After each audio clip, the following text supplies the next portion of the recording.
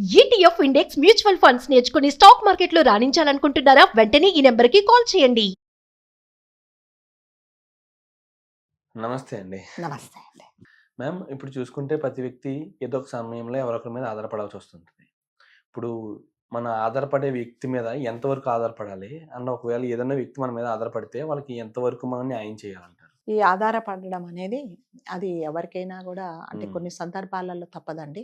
అంటే పెద్ద వయసు వచ్చిన తర్వాత కదలలేని పరిస్థితులలో తప్పకుండా మనం ఒకరి మీద ఆధారపడతాం. అవును. వాళ్ళు మంచినీళ్ళు ఇస్తే కానీ తాగలేని పరిస్థితిలో ఉంటాము. యెస్. వాళ్ళని మనం లేచి కూర్చోబెడితే కానీ కూర్చోలేని పరిస్థితిలో అవును. ఉంటారు. సో దానికి తప్పకుండా డిపెండెంట్‌గా ఉన్నవాళ్ళు అంటే వాళ్ళకి మనం తప్పకుండా చేయాలి. కాకపోతే కొంతమంది ఏంటంటే అవసరం ఉన్న అవసరం లేకున్నా కూడా ఒకరి మీద ఆధారపడతారు. అంటే మీరు లేకపోతే నేనేం ఊపిరి పీల్చుకోలేను, అన్నీ మీరే అన్నట్టుగా ఉంటారనమాట. అవును. కొంతమంది అలా ఉంటారు. సో అది ఎప్పుడూ కూడా అది కరెక్ట్ కాదండి.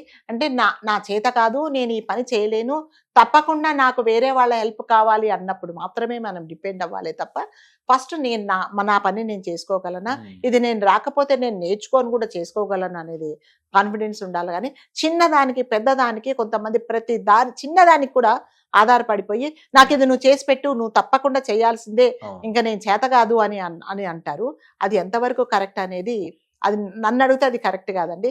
మనం ఒకరి మీద ఆధారపడ్డాము, ఒకరు మనకి ఈ పని చేసి పెట్టారంటే టోటల్గా నేను 99.9% ట్రై చేశాను, ఇంకా నా వల్ల కాదు, నువ్వు తప్పకుండా హెల్ప్ చేయదు అన్నప్పుడు మాత్రం అది కంపల్సరీగా హెల్ప్ చేయొచ్చండి.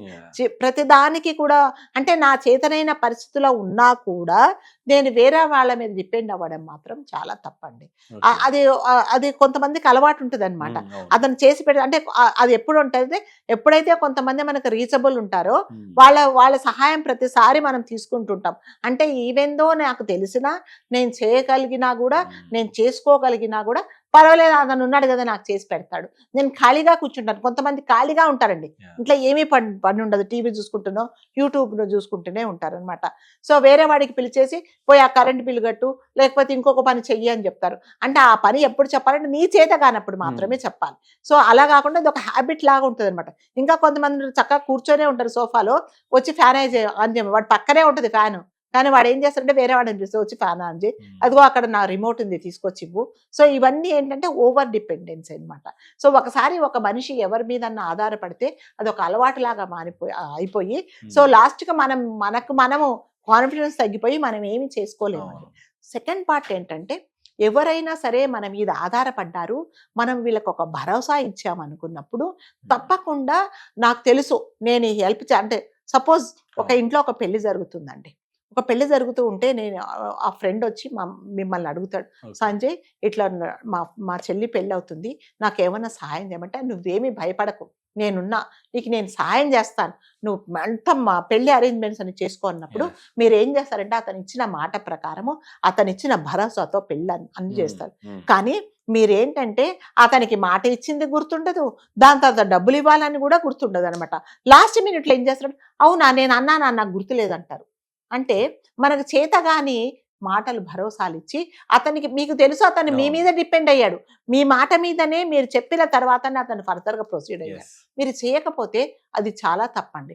సో ఎట్లాగా ఉంటుందంటే మీరు ఒక మాట ఇచ్చినప్పుడు ఆ మాట మీద మన మీద వాళ్ళు కంప్లీట్గా మన మీద ఆధారపడ్డారన్నప్పుడు అది ఫుల్ఫిల్ చేయడానికి మనం ట్రై చేయాలి. అతను అంటే హెల్ప్లెస్ కండిషన్లోనే మన మీద ఆధారపడ్డాడు. సో నాకు తెలిసిన ఇట్లాగే ఒక క్లోజ్ ఫ్యామిలీ అండి, అంటే వాళ్ళ అమ్మాయి పెళ్లి చేస్తూ అతని ఓన్ బ్రదర్ను ఏం చెప్పాడంటే నా దగ్గర ఇంతవరకు డబ్బులు ఉన్నాయి, మా అమ్మాయి పెళ్లి చేస్తున్నాను, మరి నువ్వేమన్నా సహాయం చేయగలవా అని అడిగినప్పుడు అతను ఏం చెప్పాడంటే ఏం పర్వాలేదు, నా వంతు నేను సహాయం చేస్తాను, దాదాపు 10 లక్షల దాకా మీకు సహాయం చేస్తానని చెప్పినప్పుడు ఆ భరోసాతో అతను పాపం అంతా అరేంజ్మెంట్ చేసుకొని ఇంకా 2-3 రోజుల్లో పెళ్లి వాళ్ళకంటే పెళ్లి కొడుకు వాళ్ళకు అంటే కొన్ని ఏదో కొనాలన్నప్పుడు ఆ డబ్బులు అడిగినప్పుడు నా దగ్గర డబ్బులు లేవు, నీకు అంత లగ్జరీగా పెళ్లి చేయడం అవసరమా, నిన్ను ఎవరు చేయమన్నారు అన్నాడండి.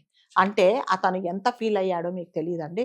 లాస్ట్కి మేమందరం కలిసి మాకు తోచిన సహాయం చేసి పెళ్ళి ఆగకుండా చేశాం. సో మీరు అతనికి తెలుసు కదా నా మీద నమ్ముకొని నేను సరే అని నేను భరోసా ఇచ్చినందుకే అతను అన్ని అరేంజ్మెంట్ చేసుకున్నప్పుడు లాస్ట్ మినిట్లో అలా చెప్పినప్పుడు అతను చాలా బాధపడ్డాడండి. సో మీరు చెయ్యలేని మాటలు చెయ్యలేని పనులకు మీరు వేరే వాళ్ళకి హామీ ఇచ్చి వాళ్ళు మీ మీద డిపెండ్ అయ్యారని తెలుసు కూడా వాళ్ళని అలా తెయ్యడం అనేది చాలా తప్పండి. అంటే ఒక చిన్న ఎగ్జాంపుల్ ఏంటంటే సపోజ్ మీరు వెళ్తూ ఉంటారు, ఒకతను చలిలో చాలా వణుకుతూ ఉంటాడు, చాలా సేపటి నుంచి వణుకుతున్నాడు, అతను అలవాటైపోయాడు ఆ చలికి. ఓకే, అతను ఏంటంటే పర్వాలేదు నేను ఇంతే, నా చలికి నా శరీరం ఓర్చుకోవాలని కాన్ఫిడెన్స్ తో ఉంటాడు.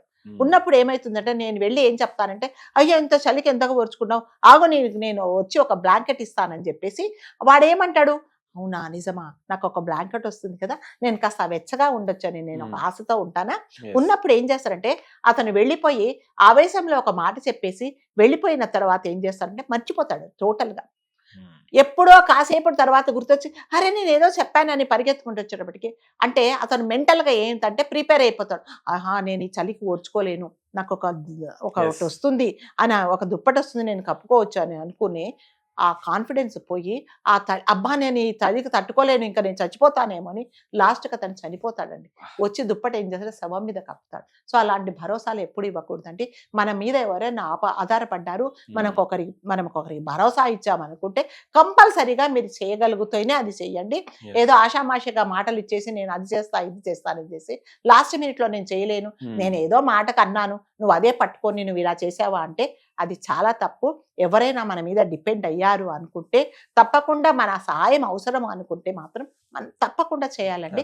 లేకపోతే నా మీద డిపెండ్ అవ్వకు, నేనేమి చేయలేను, సో నీ అరేంజ్మెంట్స్ నువ్వు చూసుకో అని చెప్పడం చాలా ఉత్తమం. సో ఓవర్ డిపెండెన్స్ అనేది ఎవరి మీద ఎవరు ఉండకూడదండి. సో మన కష్టం మనది, మన కాళ్ళ మీద మనమే నిలబడే ప్రయత్నమే చేయాలి, కానీ వేరే వాళ్ళు మనకు చేస్తారు అని మనం ఆశపడకూడదు. ఒకవేళ చేస్తాను అన్న ఎవరైనా భరోసా ఇస్తే ఆ మాట నిలబెట్టుకోవడం కూడా చాలా ఇంపార్టెంట్. ఇక్కడ చూసుకుంటే చాలా మంది మేము చేద్దాం లేరా, చేసేద్దాం సాయం, అంతే, ఏమి చేయరండి. చాలా మంది ఉంటారు, ₹1,00,000 కదా నేను అరేంజ్ చేస్తాలే నువ్వు చూసుకో అంటారు, కానీ తర్వాత మర్చిపోతారు, లేకపోతే వాళ్ళ క్యాపబుల్ కాదు, కానీ అంటే వాళ్ళ చేయదగిన మించి ఎక్కువ అవును మాట ఇస్తూ ఉంటారు. అంటే ఎదుటివాడు ఏం చేస్తాడంటే నిజంగా చేస్తాడేమని ఆశ పెట్టుకుంటాడు కదండి, అది చాలా తప్పది. యాక్చువల్లీ తను సాయం చేయలేడు, కానీ చేస్తానని నమ్మకం మాత్రం ఇచ్చేస్తాడు. వీళ్ళ మీద డిపెండ్ అయిపోయి పాపం వాళ్ళు చూస్తూ ఉంటారు, ఆశపడతారు కదండి ఎవరైనా సరే. లాస్ట్ లో కుదరలేదురా, చేయలేను మర్చిపోయాను ఇలాంటివి చెప్తూ ఉంటారు. దానివల్ల చాలా అంటే భరోసా ఇచ్చినప్పుడు ఉన్నంత సీరియస్నెస్ తర్వాత చేయాలి అనుకున్నప్పుడు వాళ్ళకి ఉండదండి ఆ సీరియస్నెస్. చాలా మంది ఉంటారు ఇలాంటి వాళ్ళు, ఏం కాదు నువ్వేం భయపడకు నీకెందుకు నువ్వు చేసేసే అంటారు, కానీ అలా చాలా మంది చేయరండి. సో మనం ఎప్పుడైనా సరే మన మాట మీద వాడు ఆధారపడ్డారు అన్నప్పుడు మీకు వీలైతే చేయగలను అన్నప్పుడు మాత్రమే మాట ఇవ్వండి, లేకపోతే ఇవ్వకండి. లాస్ట్ మినిట్ లో ఎవరు కూడా ఎవరికి వచ్చి అప్పటికప్పుడు సాయం చేసే వాళ్ళు ఎవరు ఉండరండి. ఇక్కడ చూసుకుంటే మనం ప్రతి వ్యక్తి కూడా మాట ఇచ్చే ముందు ఒకసారి ఆలోచించాలి, ఇచ్చిన తర్వాత దాన్ని కట్టుబడి ఉండాలి ఖచ్చితంగా. అండ్ మాట తీసుకునే వ్యక్తి ఉన్నారు చూసారు, ఒకరిని ఏదన్నా సహాయం అడుగుతున్నామంటే అది మనంద అవుతుందా అది ఒకటి ఆలోచించుకోవాలి. ఇప్పుడు నేను చెయ్యలేనిది నాకు కాని పని అయితే డిపెండ్ అవ్వాలి తప్పితే మరి చిన్నదానికి పెద్దదానికి ప్రతిదానికి డిపెండ్ అవ్వకూడదని. అవును, చిన్నదానికి పెద్దదానికి ఎప్పుడు ఎవరి మీద డిపెండ్ అవ్వకూడదు అస్సలు.